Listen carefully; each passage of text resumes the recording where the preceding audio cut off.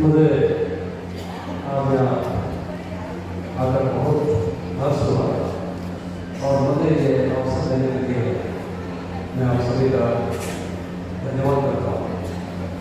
ये कितना अच्छा कार्यक्रम, मुझे वास्तव में इतना इसके बारे में इतना पता नहीं था। भाई साहब दुर्गादास जी ने जब उद्बोधन किया तो उन्होंने जो घुमंतु समाज के बारे में जो कुछ कहा, मैं कुछ पॉइंट नोट करता था। ये एक तरह से एनसाइक्लोपीडिया मेरे को लगे, कई सारी चीजें तो मेरे को सीखने को मिली, कई सारी मैं इतिहास का ज्ञान से याद था तो मुझे कई सारी चीजें वापस याद आई कि भारतीय समाज में और भारतीय सभ्यता में, भारत के देश में जो घुमंतु समाज का क्या योगदान रहा सभी क्षेत्रों में, भारत की संस्कृति में, भारत की अर्थव्यवस्था में और भारत की राजनीति में। ये भी करते हैं कुछ उदाहरण है। भारत की संस्कृति आप देखिए, जब से शंकराचार्य भगवान ने देश का जो एकीकरण शुरू किया था, वो खुद एक घुमंतु की तरह से घूमे, पूरे देश का चक्कर लगाया और उनके सारे मैसेज को फैलाए गए इन घुमंतु समाज में। संस्कृत का एकीकरण किया, कोई धर्म और किसी के बीच में भेदभाव नहीं, एकीकरण किया। आप देखिए अभी आप देखो आपके सामने एक उदाहरण, पद्मश्री अमर का, जहाँ सरस्वती जी का नाम है अमर का, और सरस्वती की प्रतिमा के नीचे बैठ करके भगवान राम के परिणाम में भजन किया। ये उनके देश की एकता है।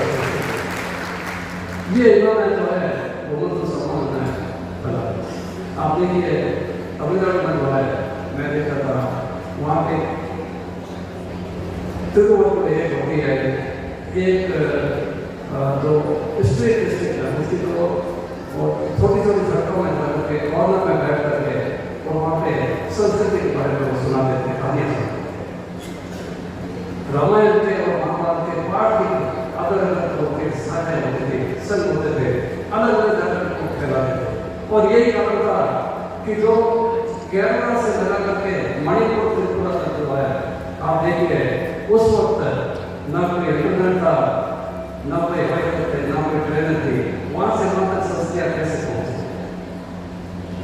भले अंग्रेजों ने मणिपुर त्रिपुरा के नॉर्थ ईस्ट के दूर दराज के एरिया में उनको ईसाई को बढ़ा दिया, वहाँ के ट्राइबल एरिया को, लेकिन अभी भी जो उनके जो डांस और ड्रामा है, उनकी कहानी होती है भगवान श्री कृष्ण और राम जो है, उनकी कहानी हमको बता देती है। ये सब काम है किसी का इन घुमंतु लोगों ने होता है। और अर्थव्यवस्था देखिए, जैसे अभी दुर्गादास जी भाई ने कहा था कि ये जो बंगालों के रूप में इन्होंने बंगाल मध्यकाल में जो भारत का सारा जो व्यापार देशी और विदेशी व्यापार को फैलाया गया, इन्हें घुमंतु समाज होता है।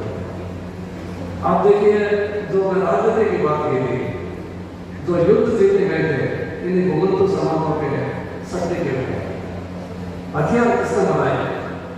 आप देखिए जब मगध का राज्य जो था, सबसे ज्यादा इतना शक्तिशाली बना कि सिकंदर जो है कश्मीर में जाकर के और वहां से वापस भाग गया। उसको एक डर लगा कि वहां पे मगध का राज्य जिसके पास इतने हथियार है कि अपन उसको हाथ में हरा नहीं सकते। ये हथियार एक घुमंतु समाज एक जगह से है, लोग ले जाते थे, दूसरी जगह हथियार ले जाते, जहाँ जहाँ भी जरूरत पड़ती थी वहाँ सप्लाई करते थे। हम करके सातवां समाज को अपने लिए सातवां राजाओं के हथियार इन्होंने बनाए।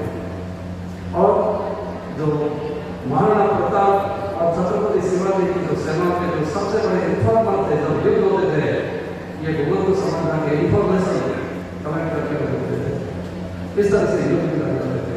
मैं जब ये बावरिया को देखने के लिए उनकी जो एक कहानी थी और उसके बारे में एक फिल्म भी बनी, तो बहुत दुर्भाग्य की बात है कि मुझे कुछ एक्शन नहीं पड़ी, लेकिन उसमें एक बहुत बड़ी वीरता की घटना बताऊंगी कि बावरिया जो है इतने वीर थे, वो राजपूत सेना के पीछे पैदल सिपाही हुआ करते थे, लेकिन 1925 के जो कामवार युद्ध के हाथ के बाद में जब वो भागे और उन सारे अलावरी की जंगलों में भागे थे और